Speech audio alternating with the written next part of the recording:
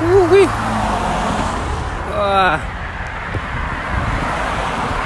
Last 2 miles. I'm about to wrap up this real quick.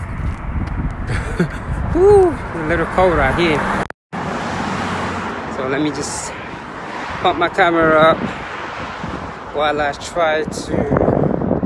I literally had to bring out the gloves this morning. That's why I'm running behind. So yeah. I think I'm up about 11 miles or so, 12 miles. But it's easy 30-mile meditative jog this morning. Yeah, so I'm actually almost done. I'm taking my time. Man, it's like winter out here, man.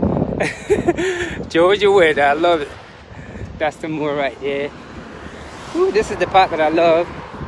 I'm getting up to a traffic light, so I'm going to slow down a little. Just actually wait for everything to go. And while I do that, get my thoughts together.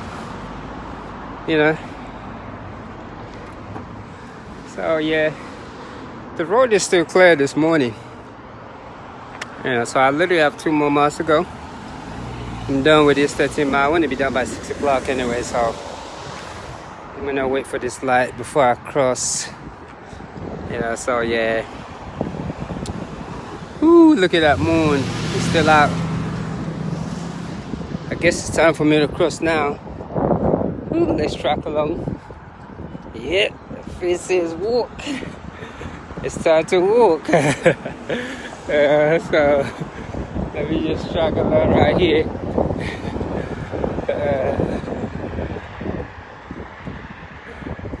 Thank you.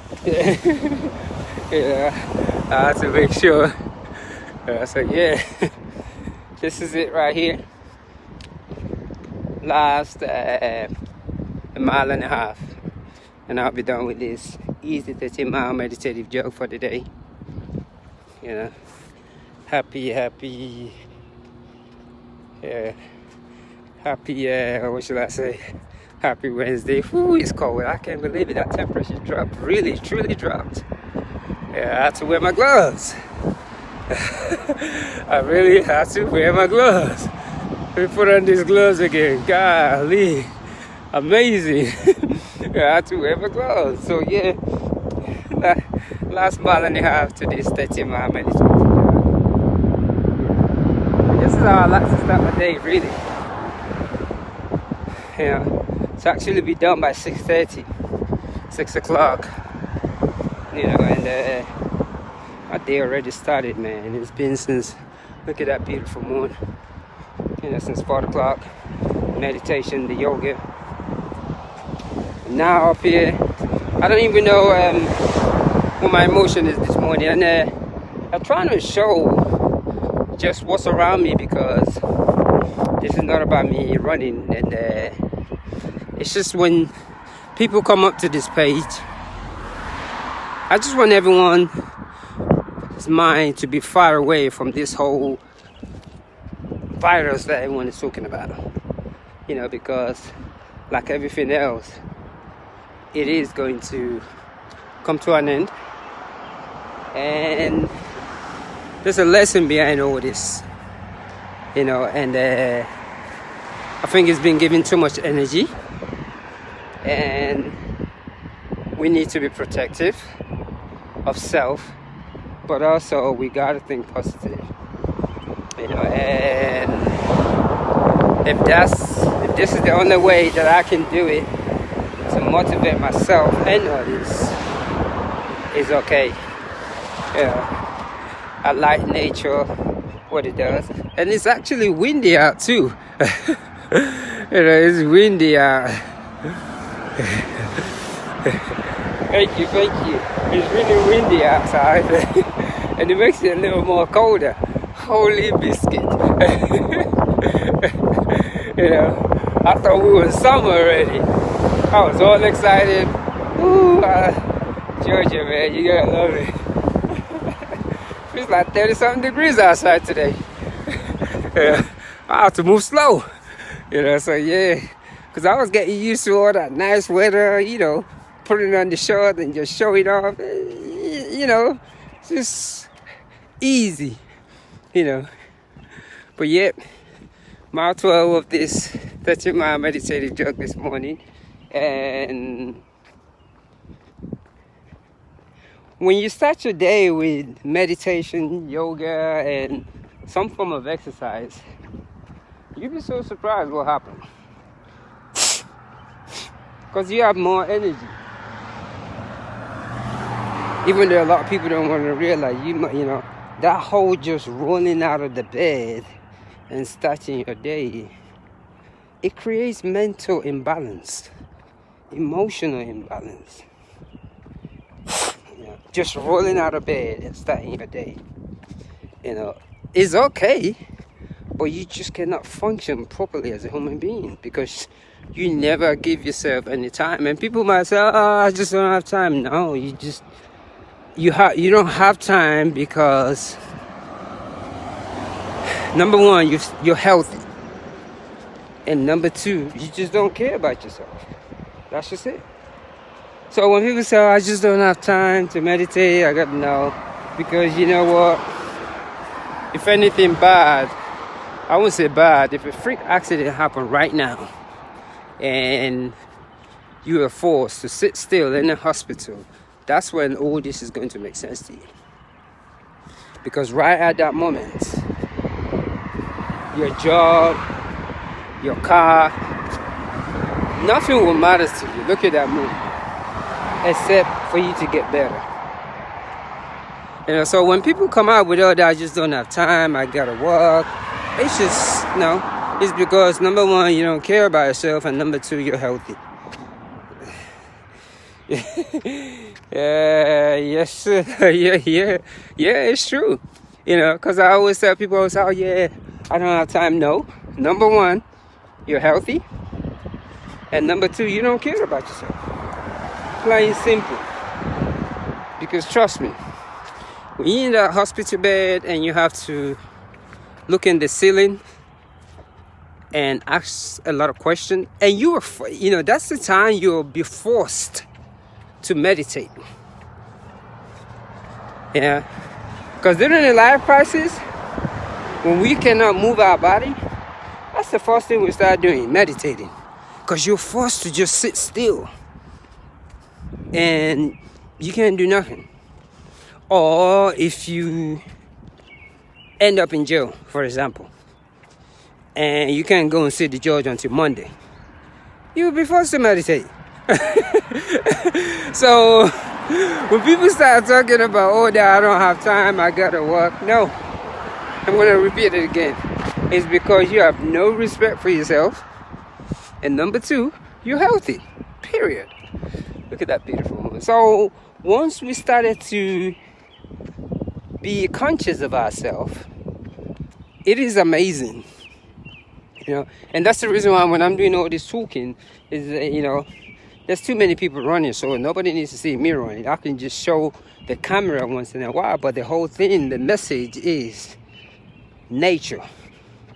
And that nature, to actually tell people that this thing that I'm pointing, this nature right here, is part of every single one of us, it just doesn't make no sense because of certain teachings of doctrines.